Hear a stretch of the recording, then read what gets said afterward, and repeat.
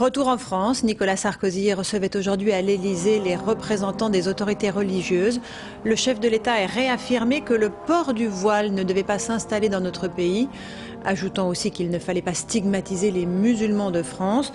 Les responsables de la communauté musulmane ont redit leur opposition à une loi interdisant le voile intégral. C'est pourtant la position de la mission parlementaire qui va rendre ses conclusions la semaine prochaine. Alors, qui sont ces femmes qui portent le voile intégral? Quelles sont leurs motivations?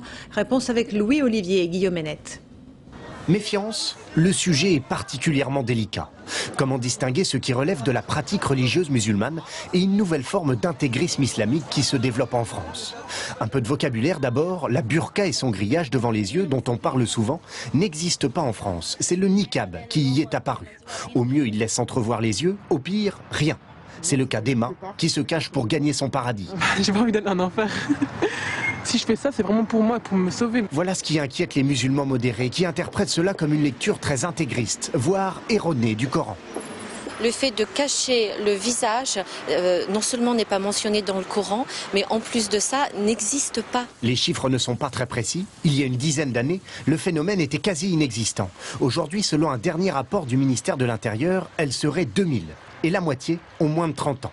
En grande majorité, on les trouve à proximité des grosses agglomérations urbaines, Marseille, Lyon, Lille, Paris. Il n'est plus rare, par exemple, d'en apercevoir sur certains marchés. Un drame, selon Dounia Bouzard. La pire des islamophobies, c'est que dans 10 ans, on voit un drap noir et on se dit, tiens, voilà une musulmane. Ça, ce serait vraiment considéré que l'islam est archaïque. C'est pour ça qu'il faut faire quelque chose, parce que l'islam, ce n'est pas ça. Le problème, c'est que les associations de musulmans, même les plus modérés, n'ont pas un discours tranché sur la question. Il ne faudrait pas, selon elles, qu'une loi sur le voile intégral vienne stigmatiser un peu plus la communauté. Ça va faire une tâche et on sera les parias de la société française. Voilà, c'est les gens qui veulent pas s'intégrer et il faut qu'à chaque fois on sorte une loi pour leur expliquer c'est quoi la France, c'est quoi la République. Il reste aussi à savoir comment interdire en pratique le voile intégral en France. Une amende ne suffira sans doute pas. Et l'Élysée annonce que le président Nicolas Sarkozy ira se recueillir mardi sur les tombes des soldats musulmans au cimetière militaire de Notre-Dame-de-Lorette dans le Pas-de-Calais, un cimetière qui a été profané à plusieurs reprises.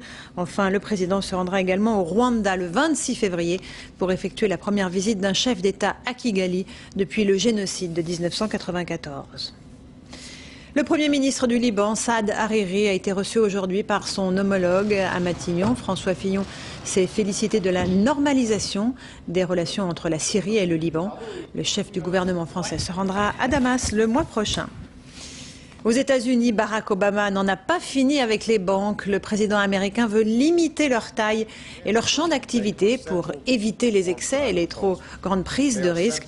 Une annonce qui a immédiatement provoqué une baisse de l'indice Dow Jones à Wall Street.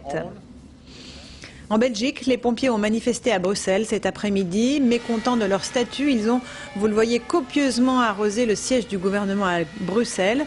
À grand renfort d'eau et de neige carbonique, une démonstration de force qui leur a permis d'être reçus par les responsables politiques.